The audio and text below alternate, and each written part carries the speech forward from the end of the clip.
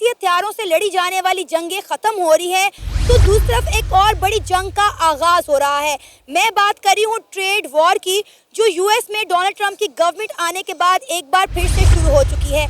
इसमें कोई शक नहीं कि अमेरिका दुनिया की बहुत बड़ी ताकत है, लेकिन अमेरिका अपनी ज़रूरियात ज़िंदगी की बहुत सारी चीज़ें जैसे कि खाम तेल, खाने पीने की चीज़ें और एनर्जी दूसरे ममालिक से इंपोर्ट करता है, क्योंकि अमेरिका पे दिन ब दिन कर्जा बहुत ज़्यादा बढ़ रहा है और अमेरिका की हालत पतली हो रही है। तो अमेरिका ने इस मसले का हल ये निकाला है कि उन्होंने चाइना, मैक्सिको और कनाडा के ऊपर बहुत भारी भरकम टैक्स लगा दिए हैं। अमेरिका चाहता है कि सारी चीज़ें उनके अपने मुल्क के अंदर बने ताकि उनकी डूबती हुई इंडस्ट्री एक बार फिर से ग्रो कर सके।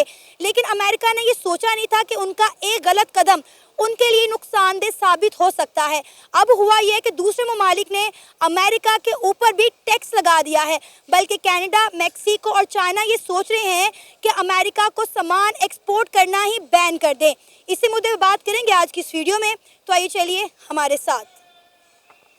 सबसे पहले हमें ये सब कुछ समझने के लिए थोड़ा सा बैकवर्ड जाना चाहिए। ठीक है, पहले बाइडेन की हुकूमत थी, बाइडेन के बाद ट्रंप आया है। ट्रंप का ये दूसरा दौर है और आखिरी दौर है। इसके बाद ट्रंप मतलब अमेरिकन प्रेसिडेंट दोबारा आ नहीं सकता। ठीक है, ट्रंप की पॉलिसी और उसका खेलने का तरीका थोड़ा सा सेपरेट है बाइडेन की निस्बत। बाइडेन का मेंटल लेवल या मेंटल कैपेबिलिटी और थी ट्रंप की निस्बत। सबसे पहले ये देखें कि बाइडेन अगर प्ले करता था इस एरिया में, तो वो ऐसे करता था कि ऑगस्ट हो गया या क्वाड हो गया, इस तरह की कोई एसोसिएशन बना के अपने दुश्मनों को टैकल करता था। जबकि ट्रंप आता है तो वो डायरेक्ट वारफेयर में अगले दुश्मन पे अटैक करने की कोशिश करता है। मीन्स दैट सबसे पहले आया है तो उसने आते साथ पनामा को कहा है कि वो हमारे अंदर शामिल हो जाए। उसके अलावा उन्होंने दुनिया का सबसे बड़ा जो आइलैंड है ग्रीनलैंड, उसे कहा है कि वो पाकिस्तान मतलब यूएसए के अंदर शामिल हो जाए। उसके अलावा कनाडा को उसने कहा कि हम आपको बेवजह इतना ज़्यादा एनर्जी फराम कर रहे हैं या इतनी ज़्यादा मेंटल या फाइनेंशियल एड दे रहे हैं, जबकि आप हमें कुछ पे बैक नहीं कर रहे, तो आप 51st स्टेट ऑफ मतलब यूएस बन जाएं। ठीक है, और हम आपको सब कुछ पे कर देंगे। अब ट्रंप का जो तरीका है, अब अगर हम सबसे पहले देखें करंट सिनेरियो का या एनालाइज करें, तो जो इंडिया है, इंडिया यहाँ पे सेम अमेरिका के लिए ऐसे है जैसे अरब के अंदर अमेरिका के लिए इसराइल है। ठीक है, इंडिया इधर उसको गेम करने के लिए एक जो सबसे स्ट्रॉन्ग अलाय जो चाइना के अगेंस्ट उसे चाहिए वो उसे इंडिया है। ठीक है, चाइना के अगेंस्ट अगर उसे इंडिया मिल जाए तो उसे और किसी चीज़ की ज़रूरत नहीं है हमारे खित्ते में। सर ऑलरेडी आप ये देखें कि अमेरिका का झुकाव इंडिया की तरफ बहुत ज़्यादा है। अमेरिका कभी भी इंडिया को नज़रअंदाज कर ही नहीं सकता था। अब आप ये देखें कि जब डोनाल्ड ट्रंप की ओथ सेरेमनी थी, हमने वहाँ देखा कि वहाँ पे इंडियंस का गलबा था। डॉक्टर जयशंकर को स्पेशली इन्वाइट किया गया था, लेकिन पाकिस्तान से कोई भी इन्वाइटेड नहीं था। लेकिन अगर हम अभी इस टैरिफ की बात करें, आप देखें कि 3 बड़े ममालिक में लगे हुए हैं, मतलब चाइना पे लगा है, मैक्सिको पे लगा है और कनाडा पे लगा है, जो बहुत बड़ी तादाद में यूएस में अपनी चीज़ें एक्सपोर्ट करते थे। इन तीनों के ऊपर 35% टैरिफ लगाया गया, लेकिन इंडिया के ऊपर अभी तक कोई टैरिफ नहीं लगाया गया। बिल्कुल ऐसे ही है। मैं आपको बताता हूँ कि इंडिया, उनको इस खित्ते के अंदर अगर एक प्लेयर चाहिए तो स्टेबल प्लेयर जो उनको मिला हुआ है वो इंडिया है। इंडिया के अंदर इस वक्त जो स्ट्रक्चर ऑफ गवर्नमेंट है वो ओलिगार्की है। ठीक है, उन्होंने सिर्फ ये नहीं कि इंडिया को कंट्रोल किया है, इंडिया के अंदर जितने भी ऊपर रियासत के लीडर्स वगैरह हैं या उनको जो स्ट्रॉन्ग प्लेयर्स चाहिए या उस पूरी एक मुल्क को चलाने के लिए जो उनकी बैकबोन बैठी हुई है ओलिगार्की के अंदर, मीन्स दैट सम किंग्स जो वहाँ के बिलियनर्स हैं, उन सबको वो डील कर रहा है और बहुत ज़्यादा उनको मतलब इंटरनेशनल मार्केट में प्ले करने की इजाज़त दे रहा है। अगर आप ये देखो कि इस खित्ते के अंदर उनको मेजर प्लेयर इंडिया मिला हुआ है। इंडिया के ज़रिए वो अफ़गानिस्तान के अंदर से प्रॉक्सीज़ वगैरह पाकिस्तान के अगेंस्ट करवा रहे हैं।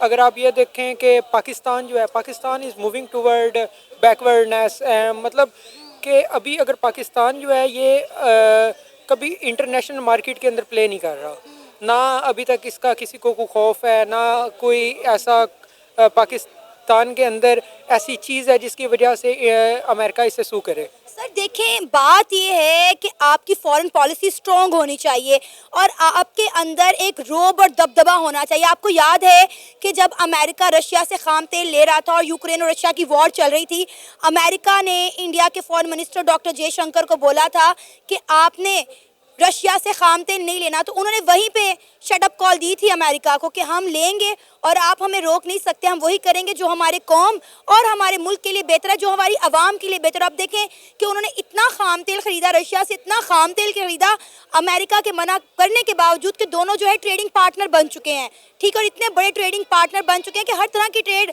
रशिया और इंडिया के दरमियान हो रही है।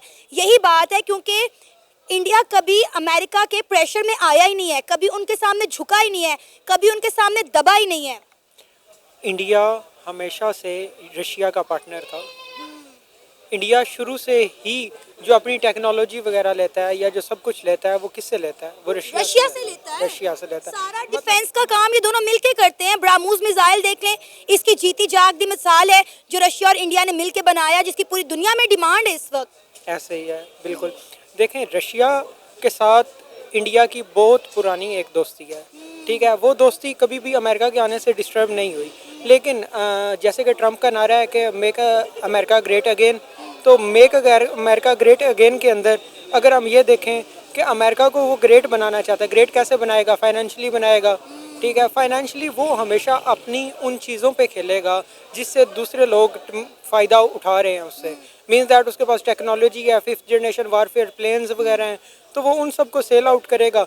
लेकिन वो ट्रम्प कभी भी, वो चाहे इंडिया हो जाए, चाहे सऊदीया हो जाए, चाहे जो मर्ज़ी मुल्क हो जाए, कभी भी अमेरिका ऐसा नहीं करेगा कि वो किसी को अपने ऊपर हुक्मरानी करने दे अब ये देखे ना, खेलने दे। अब ये देखे ना कि डोनाल्ड ट्रंप ने ये टैरिफ क्यों लगाया है, क्योंकि वो देख रहा था कि उनके ऊपर दिन ब दिन कर्जा बढ़ता चला जा रहा है और उनके अंदर जो अपने मुल्क के अंदर जो उनकी मैन्युफैक्चरिंग फैक्ट्रीज हैं वो तबाह बर्बाद हो रही है। लिहाजा उन्होंने इन चीज़ों को देखते हुए जो है टैरिफ लगाया है कि हम इन पर इतना टैरिफ लगा दें कि ये हमारे मुल्क में एक्सपोर्ट करना बंद कर दें, हमारे मुल्क के अंदर मैन्युफैक्चरिंग हो और हमारा जो है कारोबार बढ़े, हमारी इंडस्ट्री बढ़े।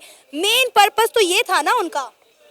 मेन पर्पज़ कभी भी ट्रम्प का पिछले टर्न्योवर के अंदर भी उसने डायरेक्ट वार की है चाइना के साथ, और वो भी टैरिफ्स के ऊपर की है। टैरिफ्स के ऊपर डायरेक्ट खेल रहा है। पहले भी ट्रम्प पहले भी टैरिफ वारफेयर में आता है, मतलब टैरिफ लगा के वो डायरेक्ट एक दूसरे मुल्क को चैलेंज करता है कि वो उसके मद्दे मुकाबिल आ जाए। तो सर दूसरे मुल्क कौन से खामोश रहेंगे? उन्होंने भी कहा ठीक है हम भी बदले में यूएस के ऊपर जो है टैरिफ लगाएंगे। लेकिन अब आप ये देखें, बात ये कि क्या यूएस इन 3 ममालिक के बगैर सर्वाइव कर सकेगा इतना टैरिफ लगा के? अगर हम बात करें कनाडा की, तो कनाडा के साथ भी उनकी बहुत बड़ी जो है वो ट्रेड होती है, उनके एक्सपोर्ट जो है बहुत बड़ी तादाद में होती है।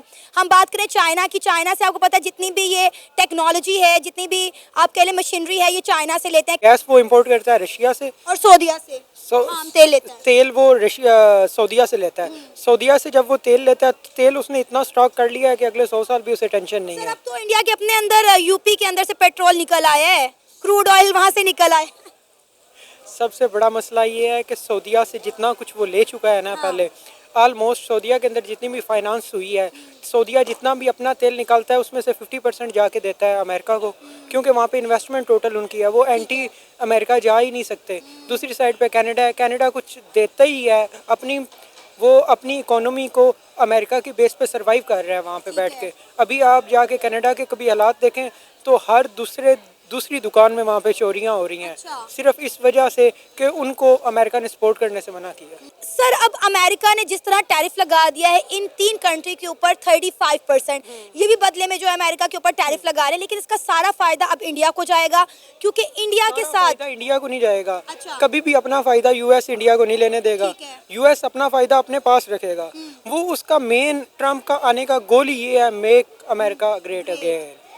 ग्रेट अगेन, ग्रेट तो वो पहले बन चुके हैं, पूरी दुनिया की इकोनॉमी को एक बार लीड कर चुके हैं, आगे आ चुके हैं। अब दोबारा जो उनके अंदर थोड़ी बहुत नजास या मतलब वो बैकवर्ड गए थे, उसको दोबारा वो रीगेन करने के लिए वापस आ रहे हैं। सर हमने तो ये बताया गया था हमारी गवर्नमेंट और हमारे सियासतदानों की जानिब से कि जब डोनाल्ड ट्रंप की गवर्नमेंट आएगी तो पाकिस्तान और अमेरिका के ताल्लुकात में बेहतरी आएगी, लेकिन यहाँ तो हिसाब उल्टा हो गया है। इंडिया और अमेरिका के ताल्लुकात में बेहतरी आ रही है। इवन कि आपको पता है इसी महीने में ट्रंप और इंडिया के प्राइम मिनिस्टर नरेंद्र मोदी की मुलाकात मुतवक्के है वाशिंगटन DC के अंदर। मैम आप अगर ये देखें कि पाकिस्तान के और यूएस के ताल्लुकात कब अच्छे रहे हैं, सिर्फ तब अच्छे रहे हैं जब पेंटागन के साथ हमारे हालात अच्छे रहे हैं। ठीक है। जब पेंटागन ने हमें यूज़ करना था तब हमारे हालात अच्छे थे। इसके अलावा किस दिन हमारे हालात उनके साथ डिप्लोमेटिकली या हमारे लोग इतने कैलिबर के थे जाके उनको मोटिवेट करके आए हों, या उनके अंदर कोई ऐसी हम नई चीज़ दे के आए हों उनको जिसकी वजह से वो हमारी मुल्क का रुख करें। एक ही यूएस की औरत यहाँ पे बेलौस आई है और वो वो देखिए। कराची बैठी है। कितनी जलीलो ख्वार हो रही है। ऐसे ही चेक है। करें, मैं लिटरली ये बात करते करते रहेगी कि किस तरह एक लड़के ने उसके साथ लव बॉम्बिंग की, उसको बुलाया और बाद में कहा जी मेरे साथ ही फ्रॉड हुआ है, मैंने मंगाया कुछ और था आया कुछ और सोशल मीडिया पे उस अमरीकी खातून का इस वक्त मजाक बन रहा है और हमारे सियासतदान उस लड़के को अप्रिशिएट कर रहे हैं कि ये है पाकिस्तान का टैलेंट। ऐसे ही है, बिल्कुल पाकिस्तान का टैलेंट अब इंस्टा ही है। हाँ। जितना मर्जी यूज कर लो हाँ। और दुनिया को अपनी तरफ खींच लो। और दूसरी तरफ आप देखें कि ट्रंप की जो टीम है उसके अंदर धड़ाधड़ इंडियंस को लिया जा रहा है। ठीक है, इंडियंस के अंदर इतनी काबिलियत है कि धड़ाधड़ डोनाल्ड ट्रंप की टीम के अंदर इंडियंस आ रहे हैं और हम एक अमेरिकी खातून को अपने प्यार के जाल में फंसा के पाकिस्तान में बुलाकर अपना टैलेंट दिखा रहे हैं। देखें, इंडिया के अंदर अगर ट्रंप की टीम के अंदर इंडियंस आ रहे हैं तो वो बेसिक इंडियंस तो नहीं है, वो नेटिव अमेरिकन हैं। नेटिव अमेरिकन कौन है? Indian origin. Indian origin. Native American कौन है?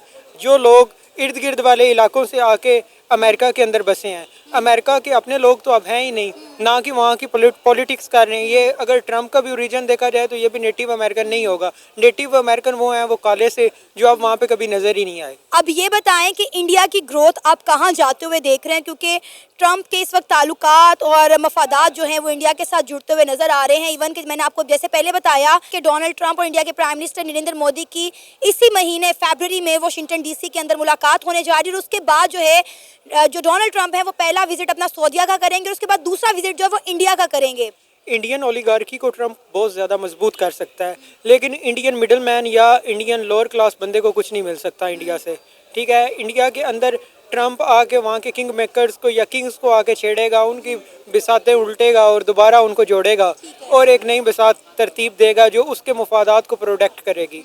अमेरिका या कोई भी बड़ा मुल्क अगर किसी छोटे मुल्क के अंदर खेलता है, अंडर डेवलप्ड कंट्री के अंदर, तो वो उस मुल्क की टोटल बिसातों को, जो उधर के किंग्स मेकर होते हैं या वहाँ के रूलिंग गेम्स के प्लेयर्स होते हैं, उन सबको उल्टाता है या दोबारा बनाता है। सर, पाकिस्तान का फ्यूचर क्या देख रहे हैं? पाकिस्तान इन सब में कहाँ स्टैंड कर रहा है? पाकिस्तान स्टैंड कर ही नहीं रहा। पाकिस्तान को इस वक्त एक ही ब्लॉक का होना चाहिए और वो है चाइना, और उसकी तरफ अपने आप को फुल मूव कर देना चाहिए। सेंटर मिडल में देखे ना, घर एक ही रहता है, दोनों घरों का वासी ना इधर का रहता है ना उधर का रहता है। सर, पहली बात तो यह है कि चाइना भी हमारा कोई बहुत मुखलिस दोस्त नहीं है और दूसरी बात यह है कि चाइना खुद अब इंडिया के साथ जो है वो दोस्ती बढ़ा चुका हुआ है। इंटरनेशनल लेवल पर किसी भी मुल्क की दूसरे मुल्क के साथ दोस्ती नहीं होती। ये हमारे पाकिस्तानियों के मिस यूज वर्ड्स हैं जो हम यूज़ करते हैं। चले सर, अपने मफाद की खातिर कम से कम दूसरे मुल्क एक दूसरे के साथ बना के तो रख रहे हैं, ट्रेड तो कर रहे हैं, लेन देन के मामलात तो कर रहे हैं। अब ये देखें, पाकिस्तान ना तो 3 में और ना ही 13 में। वर्ल्ड बैंक का ये कहना है कि पाकिस्तान एक बहुत बुरा हमसाया है, पाकिस्तान के अपने हमसायों के साथ नहीं बनती और यही वजह है कि पाकिस्तान अपनी नेबर कंट्री से बहुत पीछे रह गया है। वर्ल्ड बैंक कहाँ दूध का धुला हुआ है। ठीक है, वर्ल्ड बैंक भी तो खुद खेलता है। वर्ल्ड बैंक किसके कहने पे चलता था मुशर्रफ के दौर में? ठीक है, तब भी हमारा मुल्क के किसी बॉर्डर किसी कंट्री के साथ बनती थी क्या? किसी कंट्री के साथ आज तक हमारी बन आई है? जब तक हमारे इंटरेस्ट उनके अंदर रहे हैं, हमने उनके अंदर से अपने इंटरेस्ट गेन किए हैं। इसके अलावा हमारा कोई मुफाद नहीं किसी मुल्क के साथ। अस्सलाम वालेकुम। वालेकुम अस्सलाम। आमना, कैसी हैं आप? I am good. आमना, जैसी डोनाल्ड ट्रंप की गवर्नमेंट आई उन्होंने आते ही ट्रेड वॉर शुरू कर दी है। उन्होंने टैरिफ लगा दिया है कनाडा के ऊपर, मैक्सिको के ऊपर और चाइना के ऊपर, वो भी 35%। और उन कंट्रीज़ ने बोला ठीक है भाई, अगर यूएस से हम पे टैरिफ लगाता है तो हम भी यूएस के ऊपर टैरिफ लगाएंगे। क्या कहना चाहेंगे? अब वो जंगें रही नहीं हथियारों वाली, अब ट्रेड वॉर मुल्कों के दरमियान शुरू हो गई है।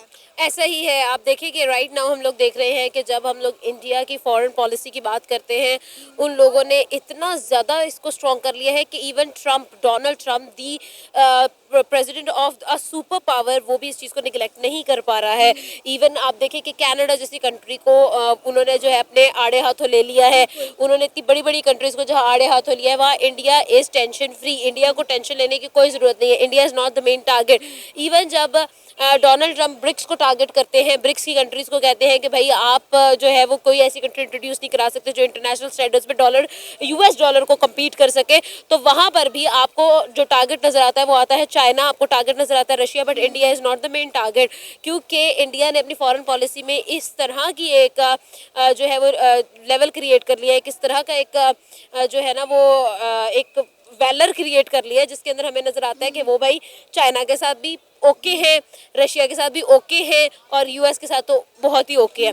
तो आप देखें कि जहां पर आपको फॉरेन मिनिस्टर, प्राइम मिनिस्टर्स की सीट्स पर बैठे हुए नजर आते हैं, फ्रंट रो से रीड करते हुए नजर आते हैं, इंडिया को रिप्रेजेंट करते हुए नजर आते हैं, वहां पर इंडिया कुछ भी कर सकता है, कोई भी ब्रेन वॉश। है कि यहाँ पर यूएस का भी तो नुकसान होगा ना, अगर ये कंट्री यूएस के ऊपर टैरिफ लगा रही हैं, तो आपको पता है कि यूएस इन कंट्री से कितनी बड़ी तादाद में जो है चीजें इंपोर्ट करता है, तो डेफिनेटली यूएस को भी तो कहीं ना कहीं इसका नुकसान होगा। वेल, अगर देखा जाए तो आपको इस चीज़ का फोकस करना चाहिए कि इंडिया एक ऐसी कंट्री है जिसके साथ, जिसको फ़ायदा देकर आप कभी नुकसान में नहीं रह सकते हैं। इंडिया की जो, अगर हम लोग पॉपुलेशन की बात करें तो उसकी एक मैसिव पॉपुलेशन है, वो दुनिया की दूसरी बड़ी मार्केट है। यूएस अगर $1 की टॉफ़ी, $1 की टॉफ़ी भी जो है वो इंडिया की मार्केट के अंदर इंट्रोड्यूस करवाता है, तो यूएस अपने सारे माइनस को प्लस कर सकता है। तो इस चीज़ को इंडिया जो है वो यूएस से निगलेक्ट नहीं कर रहा है कि इंडिया की इस वक्त बाइंग पावर भी बहुत ज़्यादा स्ट्रांग हो चुकी है। इंडिया की जो बाइंग पावर है, अब हर बंदा जो है वो वहाँ पर आपको सेल्फ सफिशिएंट नज़र आ रहा है, वहाँ पर एम्प्लॉयमेंट इतनी ज़्यादा क्रिएट कर दी गई है। हम पहले कहते थे इंडिया गरीब है, शौचालय नहीं है वहाँ पर, ये सारी बातें हम करते होते थे, लेकिन अब इंडिया वो इंडिया नहीं है जिसके बारे में हमने जो है ना वो खार फूके हुए हैं। अब इंडिया जो है वो एक 5वीं बड़ी इकोनॉमी का नाम है। अब इंडिया एक ऐसी कंट्री का नाम है जो 2030 के अंदर जर्मनी तक को बीट कर देगी इन इकोनॉमी। तो आप इंडिया को निगलेक्ट नहीं कर सकते। India is not a poor country any more. आप को ये चीज़ देखनी चाहिए कि जिस तरह से इंडिया ने ग्रो किया है, उन्होंने इन सब चीज़ों पर काबू पा लिया है। ठीक है, तो ये सारी चीज़ें हैं, ये सारे फैक्टर्स हैं।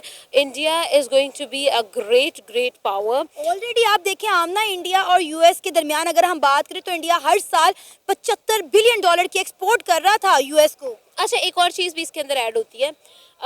इस वक्त यूएस को जो सबसे बड़ा खतरा है वो चाइना के से है कि चाइना उसको कम्पीट कर सकता है इकोनॉमी के अंदर, और चाइना उस दौड़ में बहुत आगे भाग भी रहा है। तो उस चाइना को अगर इंडिया चाइना की रिप्लेसमेंट ढूंढता, अगर यूएस जो है वो चाइना की रिप्लेसमेंट ढूंढता है, तो इंडिया से बेहतर रिप्लेसमेंट यूएस को नहीं मिलती। क्यों आईफोन के जो पावर हाउसेज हैं वो चाइना से शिफ्ट हो चुके हैं, क्यों सैमसंग के पावर हाउसेज जो है वो चाइना से शिफ्ट होकर इंडिया का रुख कर चुके हैं, क्यों बहुत बड़ी बड़ी कंपनीज जो है वो इंडिया का रुख करती है, टेस्ला क्यों आया है। आप देखें कि एलॉन मस्क जो है वो इंडिया को इंटरनेट प्रोवाइड करने में क्यों इंटरेस्टेड है, क्यों वो अपनी गाड़ियों को वहाँ पर 20-20 लाख में बेच रहा है। ये सारी बातें जो है वो आपके सारे सवालों का जवाब है कि भाई यूएस जो है वो इंडिया को अपना अलाय बनाना चाहता है। ये यूएस की ज़्यादा ज़रूरत है, यूएस का नीड ऑफ आवर है, क्योंकि अगर देखिए उनको पता है कि अगर हम लोग एशिया की तरफ रुख करेंगे हमें चीप लेबर मिलेगा, हम अगर एशिया की तरफ रुख करेंगे हमें एक बड़ी मार्केट मिलेगी, हम अगर एशिया की तरफ रुख करेंगे हमें ज़्यादा स्कोप मिलेगा अपनी ट्रेड के लिए, और जब हमें स्कोप मिलेगा तो डेफिनेट बात है कि जब चाइना के साथ वो ट्रेड नहीं कर सकते, उनको फ़ायदा नहीं पहुंचा सकते, उनको उनके साथ ट्रेड करके उनको अपने मद्दे मुकाबले नहीं खड़े कर सकते। ऑलरेडी हमने डोनाल्ड ट्रंप की ओथ सेरेमनी में देख लिया कि इंडिया अमेरिका के लिए कितना इंपॉर्टेंट है।